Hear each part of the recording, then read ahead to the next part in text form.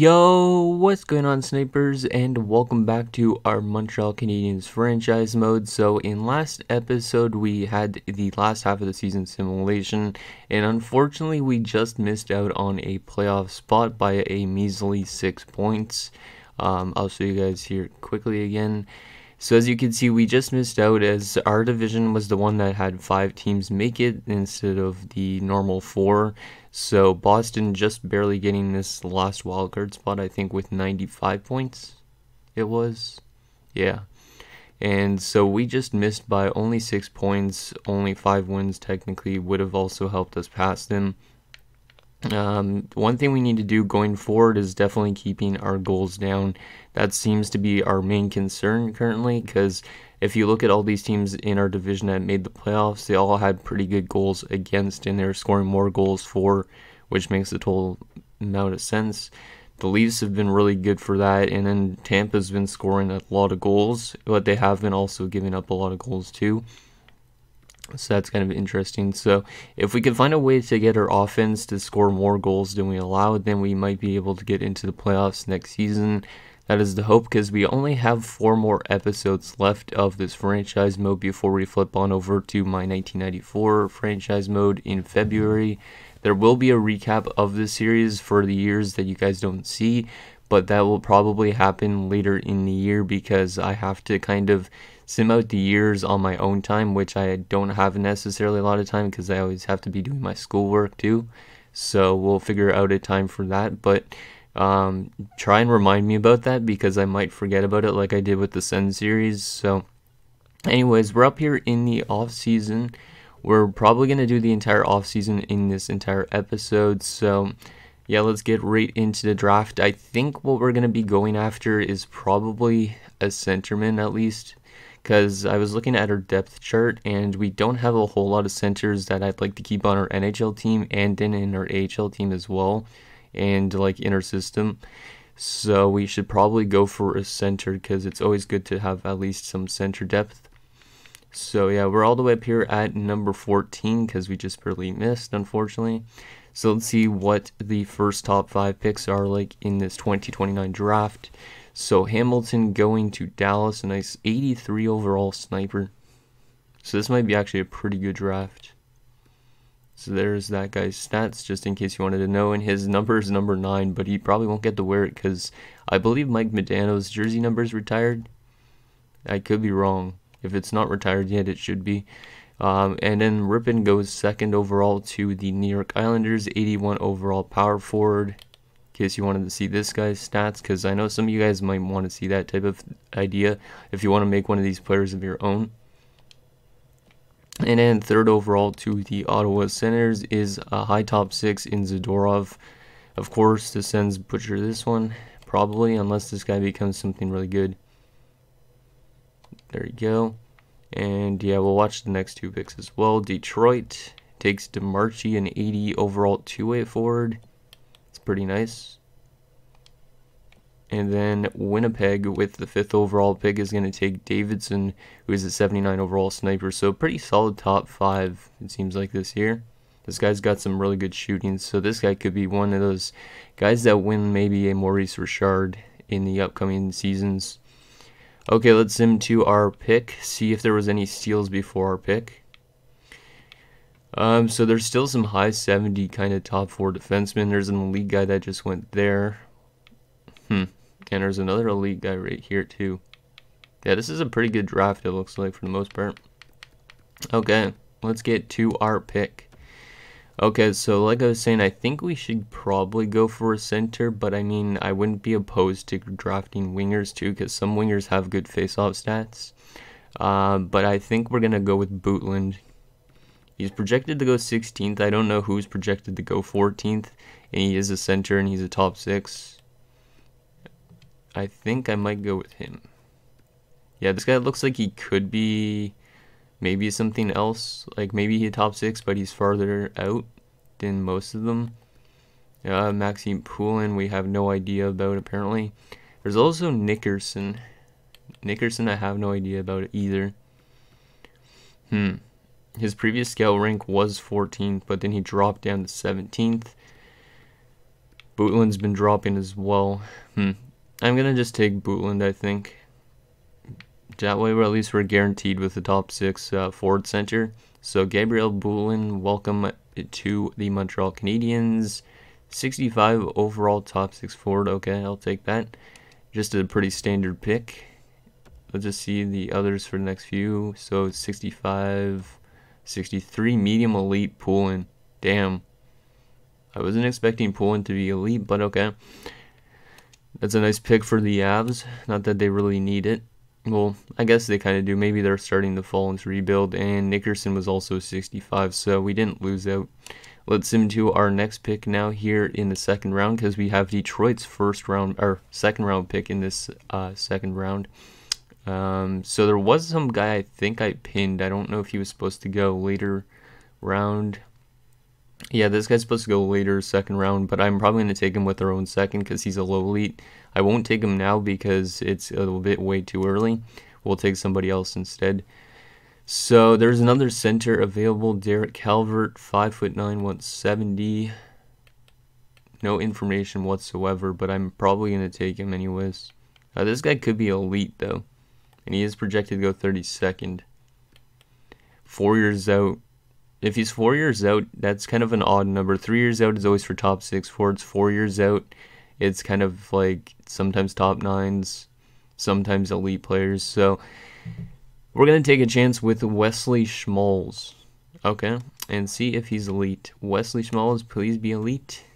Top 9. Yikes. Okay, that was not a good pick. I was hoping he would be elite, but I guess not. Let's into our next pick, and we'll take that low elite defenseman, so at least we get something decent.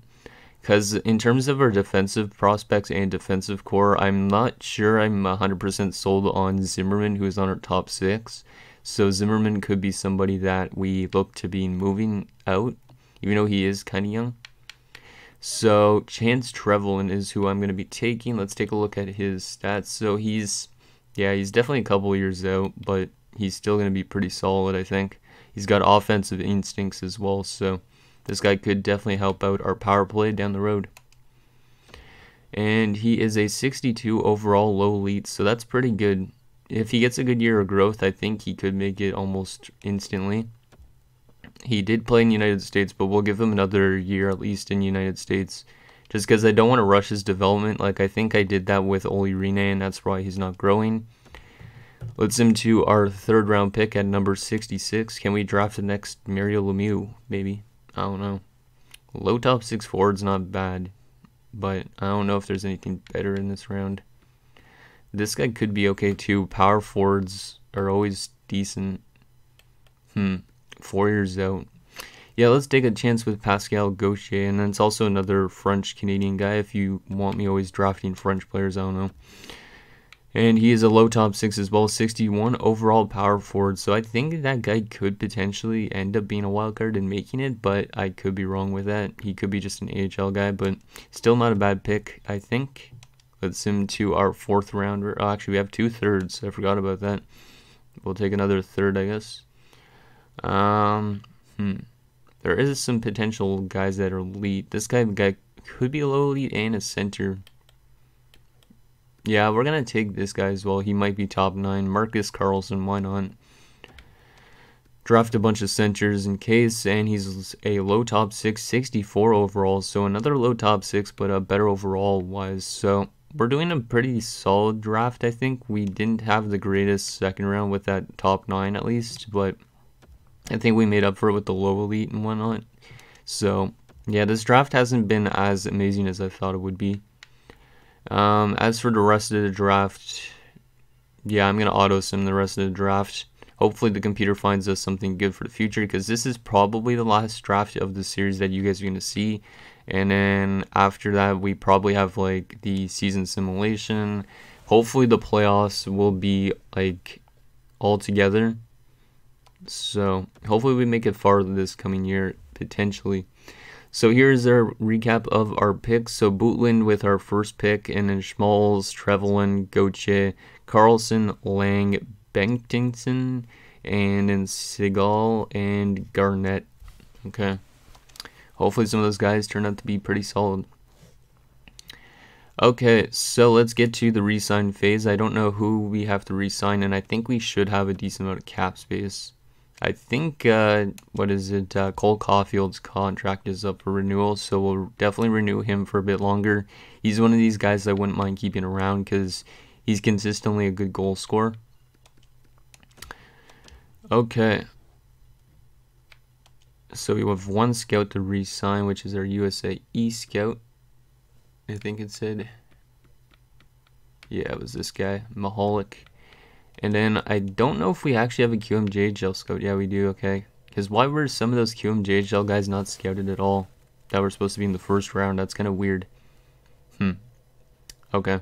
Anyways, let's get that scout. And okay, so we do have some RFAs like Carson Cunning to get back, but they're not going to want a whole lot because they're only really early into their NHL careers. So UFAs, yeah, Cole Caulfield is the big one, as well as Jacob Pelletier, I guess, but I don't know how long we would re-sign him for if we do. Morgan Frost is the guy I might let go of eventually, not now, but maybe soon. And then the rest of these guys pretty much are all open to being dropped. I don't know exactly who I'm going to drop yet. And in terms of RFAs, we got Zimmerman, Cunning, Negrin. So some of the good young guys for our future. So let me get these signings done, and I will see you guys in a second.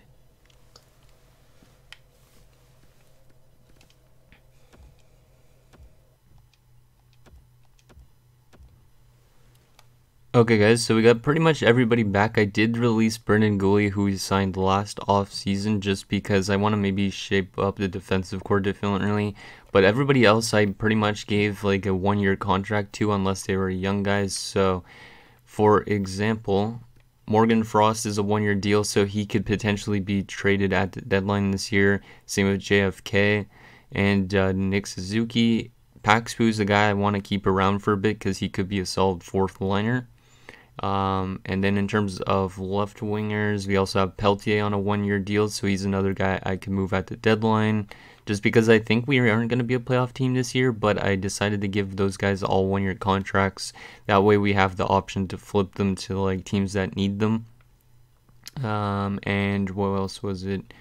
Right wingers, there was Yalonen, I gave a one-year deal to. But one thing that was really interesting is Jim Negrin, who was a low top 9 and playing as a depth guy, wanted $2.3 million. So I decided to give it to him because I think he could grow into being actually like maybe a top 9 for us. So I decided to give him that contract. As for our defensive core, Sam Malinen wanted like 1.7 rounds. So he's still going to be a depth guy for us. But yeah, he's getting paid actually depth money. Cunning's making 1.7 for 2 years. Zimmerman we gave a 3-year deal to, but he could be trade bait potentially if he doesn't develop well. Just because we do still have other defensive prospects like Rene, for example, and Haken, who could end up making it. Same with Malhotra, maybe even. And then goaltending wise, Sapanen was up for renewal. He's on a 1-year deal as well. He's more than likely not going to come back after the season just because Perreault is growing really good, and Perreault will probably be the backup to Ryder the season afterwards, like 30-31, I'm guessing. So the season you guys probably won't get to see. And yeah, Ryder will definitely get a long contract renewal when his contract is up. So, or we might even sign him at the beginning of the season, I don't know, because he's probably going to grow to being one of the best goalies in the league. We could always sign this unsigned guy as well. Let's just do that because that guy looks decent for the AHL. I also actually did release some big guys from the AHL club that were there for a long time, like Kobayashi. If you guys remember us drafting him, I had to let those type of guys go so we can make room for some of our future prospects. So that's the reason I did that. So let's send to free agency now. So we got the McKechnie guys signed. He's not going to be AHL eligible yet, I guess, but whatever. Okay, so we did not get our assistant coach renewed. Apparently, he didn't want to sign with us, so I don't know if we will still sign an assistant coach or what, but that's kind of annoying. Okay, so let's see what's available in free agency, but let's see what we have first. I might just consider keeping this team around together again, but I don't know how good we are in certain areas. So let's see what we got here. So 1, 2, 3, 4, 5 centers that will definitely be competing for ice time. 1, 2, 3, 4 left wingers, 5 actually with Negrin. So that's 10 players total. 11, 12, 13. So we do have at least one of these guys that would have to be depth. Which in this case, I'm leaning towards either Strome or Negrin. It depends who gets the least amount of growth. Probably Strome, but Strome is listed as a 4th liner, I think. So, and he was pretty good for his ice time. Yeah, we might actually have to end up trading away somebody at the beginning of the season. Or somebody like, yeah, we actually have to maybe pick up a depth forward instead. I don't know. We'll see how ice time works. Maybe we'll alternate, like 41 games is played by one guy, one's for the other. I don't know. But defensively we got 1, 2, 3, 4, 5, and 6. If Salmelainen is playing, I don't really want to play Salmelainen because he is listed as a top 6 defenseman, but he's not been the greatest top 6 defenseman because he's a -19 in his career. We could give him a better shot this year. But we should sign maybe a depth defenseman, and then we're good goaltending wise. So I don't think we need actually a whole lot in free agency. We probably will sign a better top 4 defenseman and then just use Salmelainen's depth because I don't really trust him that well. And definitely that defense is not a NHL caliber. Well, not necessarily an NHL caliber, but like a Stanley Cup caliber defense. So wow, this #1 guy that's supposed to be at this free agency wants $12.05 million for 7 years. Jeez. He's an offensive defenseman, 25 years old. Who was he on? Because I don't even recognize this name. LA. Yeah, this guy's looking like he's a future Norris winner potentially, but damn, whoever pays him that, good luck with your contracts for the rest of your team. Okay, so let's go to affordable, even though everybody's affordable, and defense. So we not want one more top 4. Brandstrom might be interesting, but he wants a lot more money than I expected. Okay, never mind. 10.35 for 6 years for an 84 overall. He must have had a career season. Let's take a look at how he did last year. He had 71 points. Okay, so that makes sense. And he is a +37 that season. Wow. Okay. So that's why he wants that much as an 84. Who do we want to pick up, though, for our top 4? Is there anybody that we would actually want to play instead? Let's take a look at some of these guys. +33 last season for Jacob Trouba. -35 for Lucas Johansson. Jeez. I do like Marcus Nudavara because he's a solid defender in real life, but I don't think he simulates that well. Ryan Murray's also here, but he's getting older. Maltby, low top 60, 80 overall, and 26 only. It's not bad. I'm surprised he was let go of. 18 points last year, -4. That's not bad, 18 points from the back end. You know what, we'll sign this guy. He's listed as a top 4 and he's only 80. He wants a decent amount of money, but we'll give him a 1-year deal to play with us. Because, like I said, I don't really want to be giving older guys long-term deals unless there's somebody I want to keep around for a long time. So, there you go. Maltby should be signing with us, I hope. And then we don't really need anything else, I think, at the moment. Because one of our players are going to have to play the depth forward unless we sign a different depth forward. Damn, there was some actually decent young guys that people let go of, like 26-year-olds. Like, this guy's only an 80 overall, but still 26 years old and 80 overall. That's not a bad backup to have. It's intriguing. Do we want to sign another depth forward, though, just in case? Yeah, probably we do. Because we already have one. We should have at least 2. So, there's a depth forward, Mangiapane, or Mangiapane. I don't know how to pronounce it. He's not the greatest defensively, though. Don't know if he'll match our system that well, too. I always forget to look out for when I'm signing free agents if they're good for our team or not. Henriksen, this guy is a solid 2-way kind of guy. He might actually help us out, so Yeah, let's give this guy a contract for 1 year as a depth guy. See if he could help us out when there is injury problems. Okay, so let's see if we could get those guys, and then we will sim to next season and take a look at our lines. So we're being offered a second and a third for a second in Yashin. Now Yashin is not probably going to pan out, so technically it's like getting a free third, but I'm not really opposed to moving my second round pick because I feel like this team might not be a playoff team still. So I'm not going to accept that just because it might not be the best move.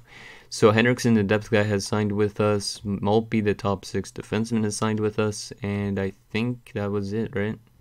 Yeah, that was it. Before we do a jump cut, there was a trade. Buffalo trades Jermaine Rubstov and Dryden Hunt to the Buffalo Sabres from Columbus in exchange for a first and a guy named Metropolit. Okay. So yeah, let's sim up to next season, take a look at our lines, and then I think that will be it for this episode, so see you guys in a second.